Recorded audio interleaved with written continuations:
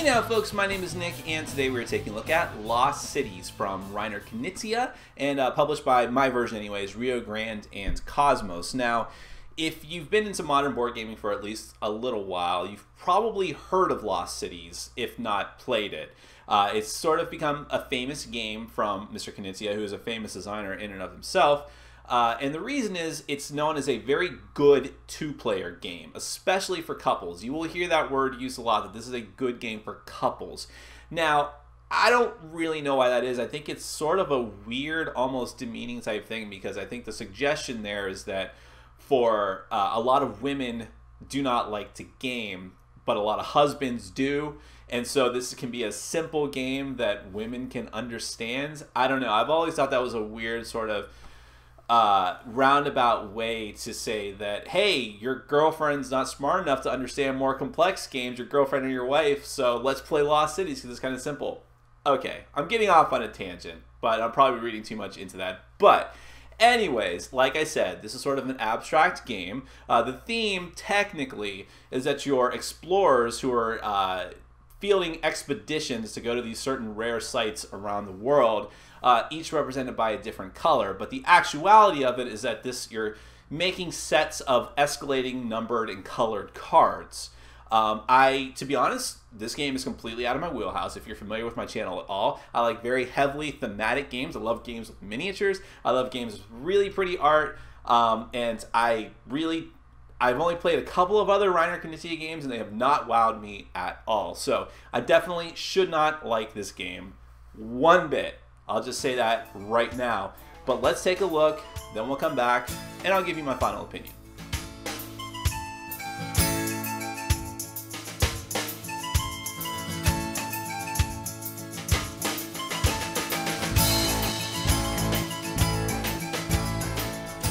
Lost Cities is a competitive card game for 2 players. Now, it can be modified to play 3 players, and you can even play 4 players if you have 2 copies of the game, but for the purposes of this overview, I'm going to say that it is for 2 players. Now, you have a board out here which have different discard areas, one for each color of expedition card in this deck, and then you have just the deck of cards. At the beginning of the game, you're going to decide how many rounds you're going to play. The book recommends 3, and then you're going to deal 8 cards out to each player. There's 2 different cards in this deck, expedition cards and investment cards. Now, expedition cards are going to look like these different cards here, and they come in 5 different colors, and they're numbered from 2 to 10. And there's only 1 copy of each numbered colored card. And there's not really a lot of theme to this game, but thematically you're going out on explorations for these different hidden secret ruins and stuff. So each card color is sort of thematically like that. Like all the blue cards show you going further and further underwater to this underwater temple. The green cards all show you going through the jungle to like an Aztec or Incan temple, something like that. The yellow cards are for the desert. The white cards go through some snowy ruin, and I think the red ones are like you going into a volcano or something like that. But in any case, like I said, you have all these cards in different colors going from 2 to 10, one of each particular card. Now, you also have these investment cards. There's 3 of these for every color, and I'm going to explain a little bit more about those in a moment when I go through the actual gameplay. On your turn, you do 2 things in exactly this order. You play a card, and then you draw a card. Now, playing a card can mean 2 different things. You're either going to add a card down to an expedition in front of you, or you're going to discard the card, essentially, by putting it out on the player board in the appropriate spot of the appropriate color. Now, this whole game is about starting expeditions and trying to get points for those expeditions. At the end of every round, you'll add all the points for your expeditions together, and then at the end of 3 rounds, whoever has the most points is the winner. But the scoring on this can be a bit tricky. So, on your turn, when you decide to play a card to add to an expedition, you're going to very simply put that card down in front of you. And each color has to be kept separate, and you can only have 1 expedition of each particular color. Cards that you play to an expedition must always escalate. In other words, if I play down a 5 to begin my white expedition, then the next card I play has to be a 6, a 7, an 8, a 9, or a 10. I can't go back. I can't fill in gaps. If I play the 5 and then the 7, I can't play the 6 later. You always have to play a higher card. Now, the thing about the scoring in this game is that at the end of the rounds, every expedition that you have costs money. Thematically speaking, you have expenses when you go out on an expedition. If you haven't started an expedition for a particular color, then you just have 0 points for that expedition. Don't worry about it. If you have started an expedition, then every expedition that you starts off at a -20. So whatever points you have, you already are lopping off 20 points for that expedition. But let's go ahead and say that I had started this white expedition and I went ahead and these are the only cards I was able to play for my white expedition: a 5, an 8, and a 10. You take the face value of those cards, which in this case is 23, but then I have to knock 20 points off that, so I only get 3 points for that expedition. So obviously the more higher cards that you get in an expedition, the better. Now there's one little wild card that's thrown in, and I mentioned these earlier, and that is the investment cards.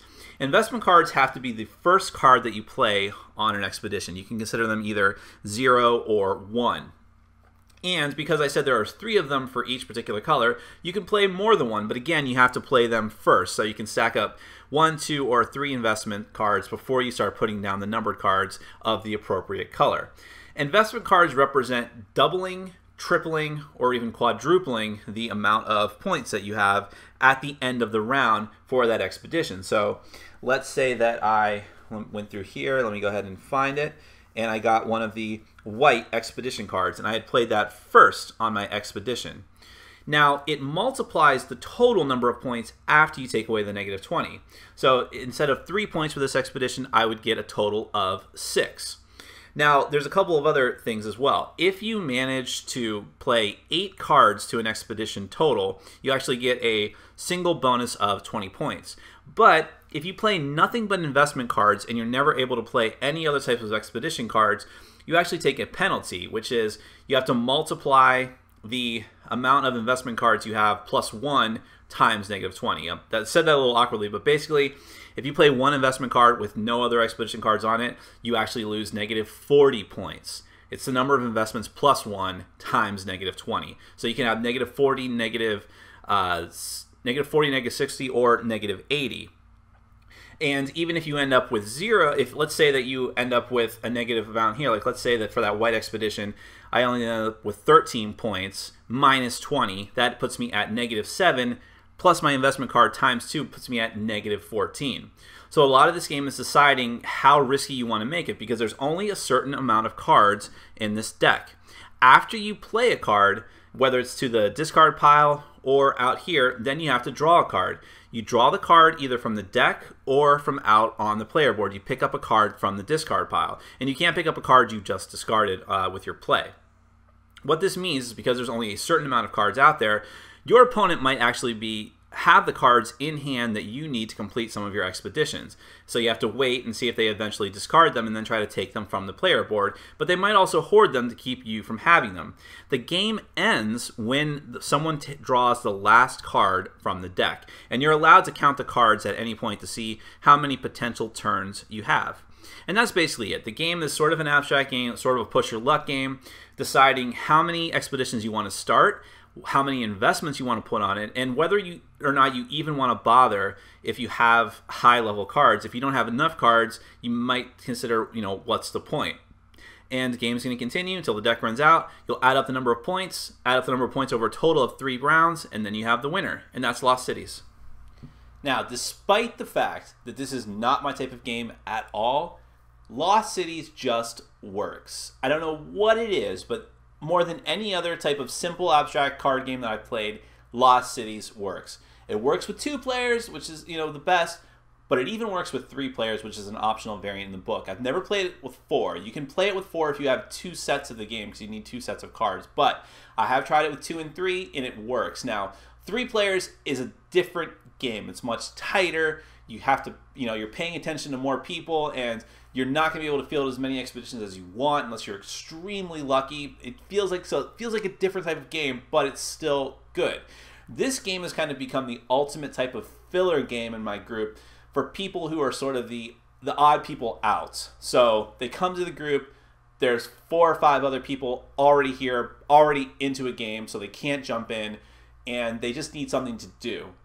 There's Love Letter, there's, of the small filler games, there's Games like Love Letter, maybe we didn't play test this at all. And then there's Lost Cities, which has been getting a lot of play in my group for that reason, because it's fast. And it can be as fast as you want it to be. You're supposed to play it over 3 rounds, but you can just do 1 round of it. I mean, it doesn't really matter. Whereas, you know, I have fantastic 2-player games. I have Summoner Wars over here, which is a phenomenal game, but Summoner Wars can go on for a while. It can be 40 minutes, it can be over an hour, depending on, you know, how the game goes. I've played some very long matches of Summoner Wars. Lost Cities works as a fast 2-player game, and even though it's a very simple game to understand, well, let me backtrack. The mechanics of it can be kind of hard to wrap your head around. This is kind of what people like about Knizia, because he finds sort of intriguing ways to twist basic mechanics. So the idea that you're fielding these expeditions, but that you're thematically speaking, and there's not a lot of theme here, but thematically speaking, you have to spend money on that expedition, which is you're losing those points at the beginning. The negative 20 points means that you have to be very careful with how you do expeditions and how many you choose to go on, and that leads to so much tension and decision making in the game that, despite how simple this game is, it could actually lead to analysis paralysis at times, because it's very critical that you discard the right cards, take the right cards, play cards in a timely order. That stack of cards is going to get counted a lot. There's a certain point in the game where everyone just fans out the cards and looks at them and counts and just does the math in their head of how many turns could I possibly have left if everything goes my way, if everything doesn't go my way, if I plan things out this way, how many more cards am I going to be able to play? Those are some really interesting decisions to be made, and it leads to a fantastic amount of tension that I really like. Component-wise, it's just a card game. I mean, they use the oversized cards, which is completely unnecessary, to be honest, but it's fine for this game. It does make it a little more unique than some of the other card games that I have, although it makes it difficult. You have to go and buy oversized sleeves, I guess, if this game gets a lot of play. And this game has been getting so much play that I've been considering getting sleeves for these oversized cards. The artwork is meh, but it doesn't really matter. That's the thing about this game. But still, so let's get to the point of whether this is a good couples game, which is what I said at the beginning. I think so. I mean, I just think that it's true. I mean, I don't like the stereotype that women can't be hardcore gamers like men, but it has been the experience, and there's been a geek poll on Board Game Geek that kind of proves it, that, you know, women are a severe minority amongst the gaming population, and sometimes you need games like this to sort of bring them into the hobby. And I shouldn't say just women, because you might have a partner of any gender who just is not into games, even if you're into games. And games like Lost Cities, and of course games like Ticket to Ride and so on, can be very good gateways, even if they're not, you know, for super hardcore gamers. Well, Ticket to Ride, depending on what map you're playing on, could be for super hardcore gamers. But the thing about it is, I've seen people who are gamerly gamers and people who are very lighthearted, casual gamers really enjoy Lost City. So in that regard, it really works. For me personally, even though I think it's a great game, I think that if I had my option, if I had more time, there's a lot of other 2-player games I'd rather play for the reasons I stated in the intro. I love thematic games. I love games with awesome components and awesome art, none of which Lost Cities has, but I do just think that this game works. It's very elegant in its simple design. I think that it's even though it is very luck-based in the cards that you draw, there is definite strategy here, and a player who is very experienced with it will crush a player who is not. And someone who's very good at just doing the math and calculations, which is a lot of Reiner Knizia games, is going to excel at this game. So it's a very accessible game for a lot of different gamers, and you have to give it credit for that. That's Lost Cities. My name is Nick. This has been Board Game Brawl, and I'm reminding you to get out there and game every day and in every way. Take care.